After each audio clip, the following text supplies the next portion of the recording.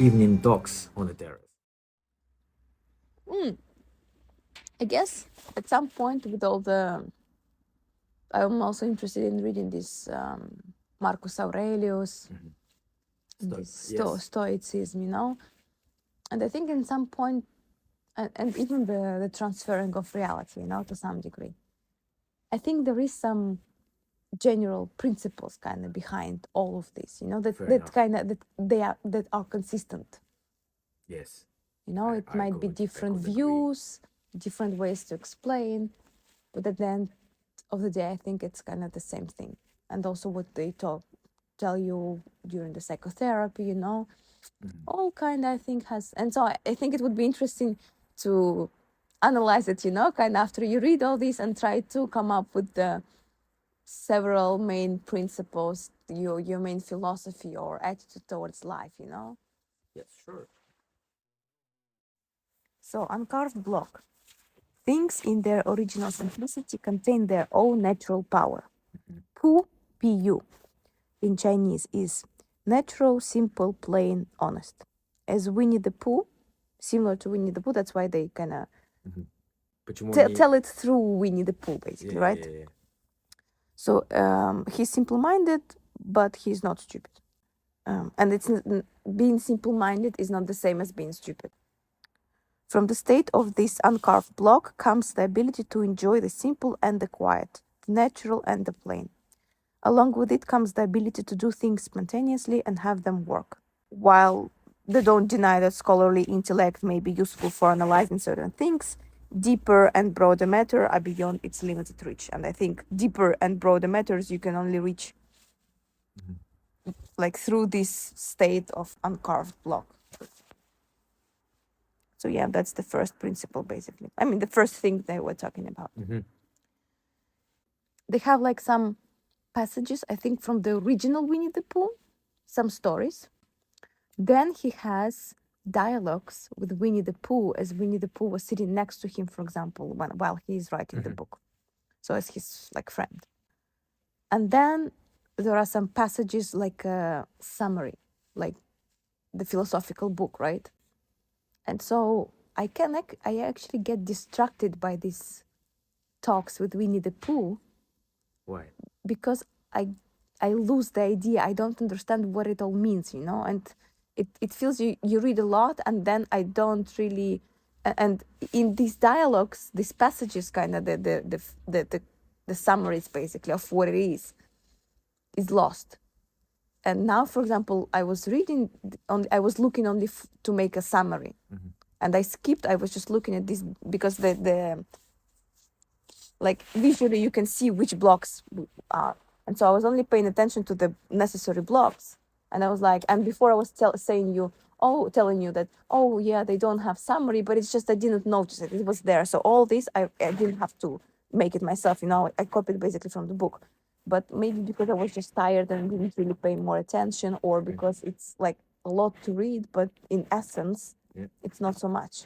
Yes. And so I was thinking maybe just even skipping all these dialects and just reading these things, Yeah, maybe. to make a better idea, and then maybe I can read with dialects also. And I mean, there should be a reason, right, for author to put these dialogues in book. Maybe to show you the example of a yes, thing, and you have to approach this dialogue as simple as Winnie the Pooh should have done, and maybe you will get some meaning out of it. maybe. But I was also thinking that readers are different. No, just readers are different, and some people find it maybe useful to have some entertainment, let's say. You are too. I'm too scientific for that. Yeah, I'm like, give me the content. Exactly. Exactly. So I think it just confuses me at this point. Because I also want to learn something about Taoism already, like I think maybe I'm a bit impatient and I want to understand what I'm reading about. And I feel like to do so, I need first to concentrate on these passages with the pure essence. Yeah, and the then theory. Just get the theory and then reread it. Exactly. And then because it's still hard, even when I read the summary, I was like, okay, it's not so natural, but yeah, okay, You now have to talk it through. yeah, okay. So and then they talk about inner nature, which I think is related to this state of uncarved block possibly, because otherwise I okay, so listen. Something that makes a person truly unique. Everything has its own place and functions, things as they are. When you know and respect your inner nature, you know where you belong. And I think inner nature is is a combination of your strengths and weaknesses, right? It's just who you are, and you have strengths and weaknesses and some limitations, as Piglet is small. Yes. So, and it's important to recognize that I have some limitations and I know what they are. The wise know their limitations, the foolish do not. And so they were given an example of tiger, and tigers are good in everything. And he says it's not healthy. Like, you can't be good in everything, because then, yeah, it's just impossible. And the problem is that the tigers, they don't recognize their limitations. They don't recognize their weaknesses. They think that they all have only strengths. Yeah. But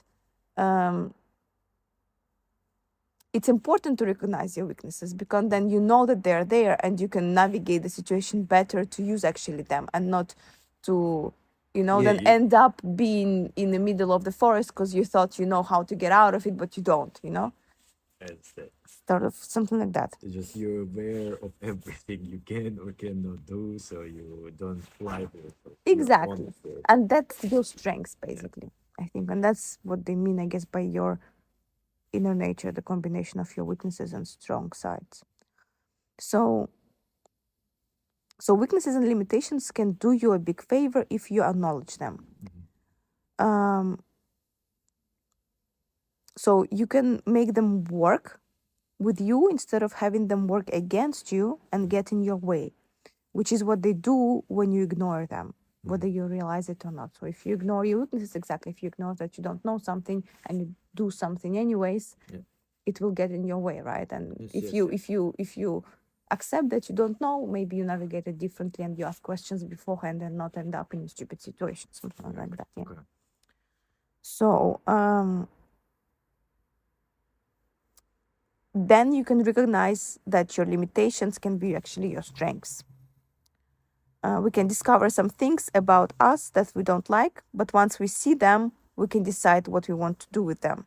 We can get rid of them, even though they kind of say, even if you get rid of things, it's like impossible to get rid completely of that. Like, at some point it will come out in some situation. So maybe not the best option. Change them into other things, or use them in beneficial ways. So that's about the inner way, basically. The one video came up to my mind to this topic. So it's a podcast, emergency meeting, guys. And Tristan Tate, and their friends. One is American, one is Australian, and the clip goes, I can't be Justin. I can't be a cowboy. Justin is a cowboy. Friend.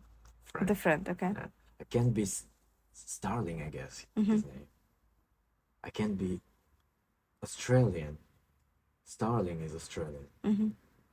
Starling is also a friend, or? Yeah, sitting next to him. And then Tristan. I can't be a dickhead. Tristan is a dickhead, And all laughing. But the point was the same. You have to be who you are and understand who you are. Yeah. And from then on, you move and do shit. Exactly. The last one is the Wu way. So W-U for Wu and W-E-I for way. Means without doing, causing, or making. Without meddlesome, combative, or egoistical effort. Not going against the nature of things. When we learn to work with our own inner nature, so from the previous point, and with the natural laws operating around us, then we work with the natural order of things and operate on the principle of minimal effort. Okay. So I guess it's not only about recognizing your own inner nature, but also like the laws that the world operates generally, right? And not trying to force things. So not trying to put a cube, a square into a hole for the circle, right? Or something like that. They gave this example also. Yeah. Since the natural world flows this principle, it does not make mistakes. So so natural world follows these natural principles, natural circumstances, right? Yeah. And natural world doesn't make mistakes. Mistakes are made by men, by the like overwhelmed brain, who separates himself from the supporting network of natural laws by interfering and trying too hard.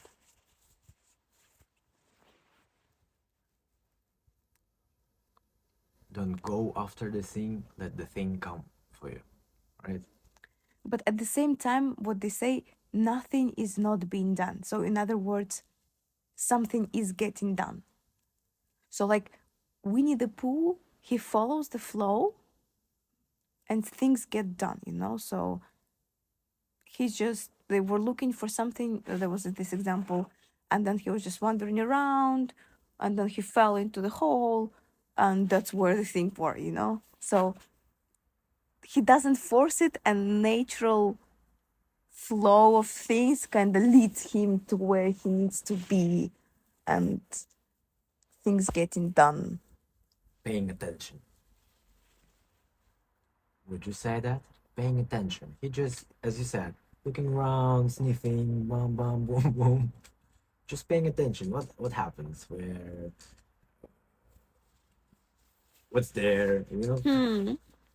Yeah, I guess you could think of this way. And paying just attention. To what is around you, basically. Yeah, and at the same time being, simple. Yeah, sometimes he falls. Yes. But where he ends up, who knows? Exactly. And he will be, as he's paying attention, he's just in the situation he realizes to be, he can do something, approach the situation some way that it comes up, not exactly winning, but good. The outcome is good. Yeah. Embrace the circumstances, basically. So don't try to change them, Yes. but kind of work with them. Exactly, it's in the same way you work with yourself, meaning with your weaknesses and strengths. Yes. You should also work with the circumstances that are around you, and not force them. Not try to change them, but Exactly. use them in a way so they help. Exactly. So yeah.